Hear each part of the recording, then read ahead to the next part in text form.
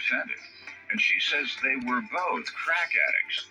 Mildred claims she's been sober for 29 years, but she believes the defendant is still using.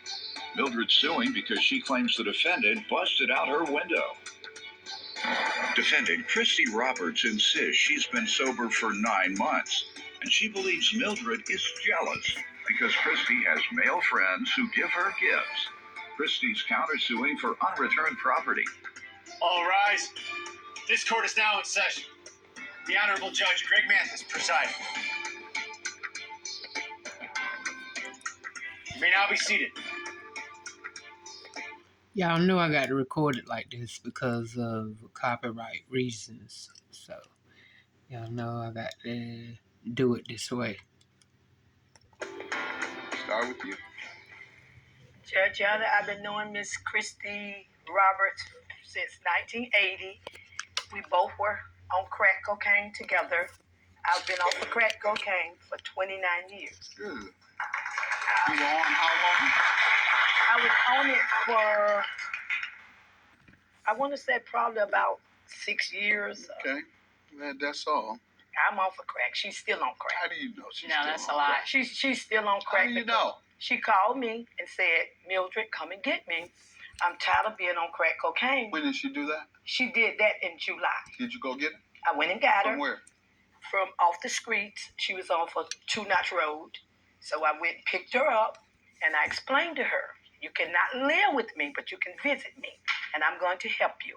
She came over, and she stayed over. Okay. And this was back in July. This was in July. How long did she stay with you? She stayed to August the 3rd. Why did she leave? She left to go with her friend. She had problems with Tell you what, she better get it right. Did you see any signs of crack use? Yes, she used crack. She told me. Better get it right, because you know Judge Mathis, he hard on these crackheads now. Better get it right. No stuttering. Told me that she OD'd. While living with you? While living with me, she was not using crack. Okay, good. Cocaine for those 3 weeks. Okay. Let me hear from you, ma'am. Yes, sir. Your Honor, me and Mildred, she was correct. We was addicted to crack cocaine. Okay, I've been clean for 9 months. Okay, I go to meetings and I have a sponsor. And I feel that we're here now because she's jealous because I have male friends and they was giving me gifts. Okay. Why were they giving you so many gifts? Because I was clean. And and these were members of the fellowship? No, sir. These was personal friends of mine. Okay. Yes. And the fact that they were all male is what she didn't like. Exactly. Okay. She was all right with the females, because females gave you something, right? No, no Why? females. Why only men? Because I only dealt with male friends. Oh. Go ahead. Okay, so and while I was there, I had disagreements because about what? Well, when I was talking to male friends on the phone, saying that she was eavesdropping, she got jealous. Look at them hands. If you want to talk to them like that, you might as well go ahead and stay with mine. So once and again, it's men. It's you and your men. Exactly. Go ahead. What else y'all fall out about? Other than she jealous of you and your men? We used to go out to eat and things of that nature, and we always got put out. Why? Because she would eat the food and then she'd complain about it. And didn't want to pay? Exactly. Okay. And would she pay when that happens? Yeah, they would just say, get out. I would pay for mine, and they tell her that they didn't want her to return. Oh, to return. She's a liar. Okay. You haven't had a relapse in 9 months? Sir? Have you had a relapse in 9 months? No, sir. How often do you go to your NA meeting? I go every day, and sometimes 3-4 times a day. Good. And I talk to my sponsor daily. That's how you overcome a crack addiction. You got to go every day, sometimes 2 or 3 times a day, depending on the strength that you have or depending on the severity of your crack addiction. That's why I wouldn't call you or anyone in recovery a crackhead. Because if you're in recovery and you're sincere and that's what you want to be, but if you come in here and you want to deny owing the people money when I can clearly see you're on crack, when your mother says you're on crack, your brother says you're on crack, they say you ripped them off every other day, but you're going to come here and say, no, Your Honor, I ain't never had no crack. My mama lied on me. Then I gotta call you a crackhead. Then I gotta call you a crack. I gotta embarrass you then. And hope that embarrassment will drive you into rehab or recovery. So thank you for being in recovery. Thank you. Yes. Judge, I want to say something. Mm-hmm. During my crack addiction, I gave my kids the DSS. I was really out there. I had a $2,000 a day habit. I stole for it. I just feel like if Christy was off of crack cocaine for 9 months, she would be a better person, and she knows what kind of person I am. She would have no reason for That's our not friendship. true. What's all that shit on your Well, it might finger? not be true, A person Judge, but doesn't change immediately, It and hasn't been sometimes 9 they don't always Look at change. that That's big why I ass always ring. say you might not be on crack, but you still have crackish ways. yes, true. Because you act the same way you did when you were a crack addict. You all the focus in your life is on yourself. You don't believe you have to be accountable to anybody. You don't want to help anybody. Everything is about you. You don't think about what you've done to others and the pain and hurt that you've caused when you were in your crack addiction. You still have the same mentality. I don't care about anything other than myself. What we suing her for today? Emotional distress. What happened? She came to my home on August the 11th, and I was in my bed. My niece Mercedes woke me up and said that Miss Christy Roberts had a crowbar beating in my door. While you all were inside. While we were inside, my little niece, my sister's grandbaby, was standing at the door screaming and hollering, and she was still beating in the door with the crowbar. I want to show you, Judge. And when you got up and went down, When I got up, I stood. stood. I called the police. He told me that he She instructed down her audience, boy. They be because something, she though. said she lived there. She had every right to get in any way that she could get in. So I said, well, sir, she doesn't live here. I said, I haven't seen her in about 3 weeks. So at that time, the police instructed me that he was on his way back. I said, okay. So when the police got there, he said, I'm going to search your home. And Christy was already... Search your home for what? For some, whatever she said she left, Judge Young. Got it. Okay. I wasn't she even told her aware that she left some property. That she left some property. And I said, okay. I said, well, come on in. I said, well, sir, you're not going to lock her up for what she's done. I said, look at the little baby, got glass. I got glass. I said, you're not going to lock her up? He said, no, because she said she was here prior 4 days ago. I said, she lied. I said, she hasn't been here. When did you take her key? She never had a key. She didn't live with me. Right. She visited me. I did. She didn't live. No, ma'am, you didn't. You didn't have a key. Okay. Go ahead. And you weren't there full time because you hadn't been there in 4 days. Go ahead. All right. Where were you those 4 days? I had went somewhere else. I know you had. Go ahead. Judge, I want you to see. That's where you. Yes, sir. I have to sleep. Judge. I moved out of my bedroom and I sleep to the door. Why you just didn't admit to a relapse, ma'am? Let me I didn't. you have the police report. Oh, Yes, Lord. sir. And what that sounded like, everything she described sounded like a crackhead move. Not absolutely certain, but He that's what couldn't it wait. sounds like. And He your couldn't response wait sounded like to one. go Where in. were you for 4 days? Well, I was just out and about. Sir, Judge, she wouldn't answer the phone for me. I was worried about her. So she said, well, All stop right, ma'am, we'll worrying. hear from you.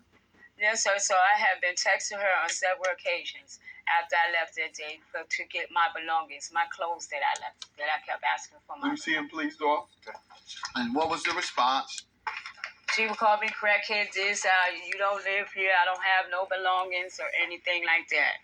And I have 2 witness statements saying that I was there and they seen my clothes and belongings. This is my house. You fake you jealous of my success, what my girlfriend gave you, and you would not take it. I gave you that. You still a crackhead, so go find you somebody to play with.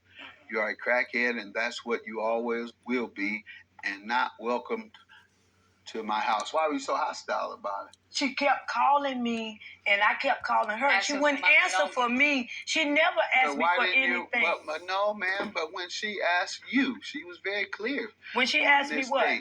When could she come and get her things? I told her she could come and get them, but I didn't know that she left anything. When she left, she took her things, Judge. I didn't get up to look behind her. Now, your emotional distress, Now how does she look, cause you? now you know she telling a lie. You know doggone well if somebody in your house and they get up and leave, that's just now everybody ramble. Everybody ramble. And I'm sure you ramble when her shit was in there and you ramble when her shit left. So you lying now. I hope Judge ain't get ready to buy that one. Emotional distress. Judge, glass was everywhere, all over my foyer, all in my house. Y'all have something in this report where the police admits to telling her to get in there anyway? Yes, sir.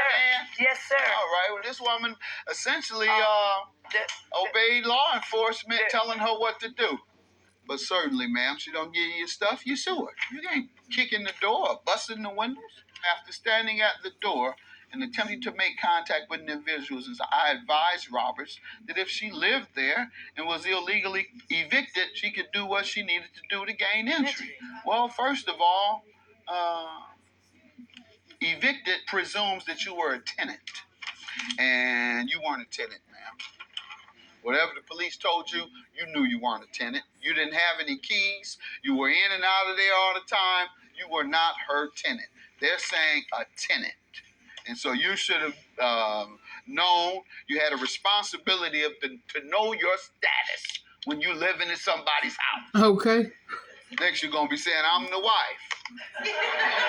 You can't just determine your own status. When you go to somebody, I ain't going nowhere. I'm a tenant now. Well, you don't have no keys, and I didn't tell you. You said this was a temporary stay, and I changed my mind. I'm a tenant. You can't dictate the status of your being in somebody else's house. What do you want to say, young lady? Okay, so then how did it go that you can't want somebody to stay in your house, over 4 or 5 days? You can't throw them out. Or is it if they be there 30 days, you can't throw them out? First of all, stand up and state your name. My name is Mercedes Stillwell. On that day, it was my birthday, and ever since then, I haven't wanted to leave my aunt there while her door was like that. I have came down for my uncle's funeral, and Just imagine looking out. I have You're met right. her at the Passover. And I wasn't living with my aunt then. I was staying with my sister-in-law at the time. But when I had came to my house because she was giving me a get-together for my birthday. Lord, And after that incident had happened, I just didn't want to leave her while the door was like that. Thank you. And your counterclaim for unreturned property. You're saying she still has some of it there? What is it? Clothes. All my clothes. You have a list of the clothing? Yes, sir. Oh, sound like you're being honest. A lot of folks come in here and say they had $10,000 for clothes in there. Yeah, you saying you had 300 and the things here, hey, look reasonable. Shorts, $10. I don't know if wow, it's on here. Underwear, you only want $10. Yeah, I mean, so that only means you have one pair of them. Okay. Only one pair of drawers. That ain't right. You get about 3 or 6 in a pack for $10. You know when you come in here, you subject yourself to a little fun. Oh, yes, definitely. You don't want it to be that. You said I left everything that I own there. Yeah, I just had on what I we done. What do you say about her items, ma'am? Judge, I don't know what she had to leave there because like I said, when she left, she took a bag. I didn't search around. Yes, you I did. was really under the weather, and anything she asked me for, I've always given it to her. I have no reason to keep her property. All right, this is what I'm gonna do. I'm convinced, based on what I believe her honesty. Anytime somebody give you a list and say I ain't got but one pair of drawers in my life, they are being honest. She is being honest. So you can tell me one pair of drawers. 6 people were so in you're my gonna get, ma'am? Yes, sir. $300 for your items that I believe somehow are either still there or There's were them crack hands. Look at them. You're gonna get that. Okay, thank And always be honest like that, even if it doesn't sound very flattering. And you, ma'am, I'll give you your $3,000 because I do believe, ma'am, that was illegal. You knew you weren't a resident, and you knew that's why she had never given you a key. And I'm going to grant her her judgment, even though she's not asking for the windows, because she wanted more. And that was for the emotional distress. And certainly somebody banging on your door and then busting your windows is emotional distress to the tune of what she's asking for. A young lady, she didn't prepped her. You'd have been in court a lot. She prepped her because tell her you can't sleep. I'll tell them I'll never see my niece again, Your Honor, at the house because of what happened. And that's emotional distress. So you knew what to do and you did it right. $3,300 for you. Have a good day. Friend, past friend, please get you some real help. Because real help is out there. But you got to stop stealing from people and feeling like they owe you something. Get you some help. I have known that. God bless her, and I hope she's satisfied. That's the way I would do.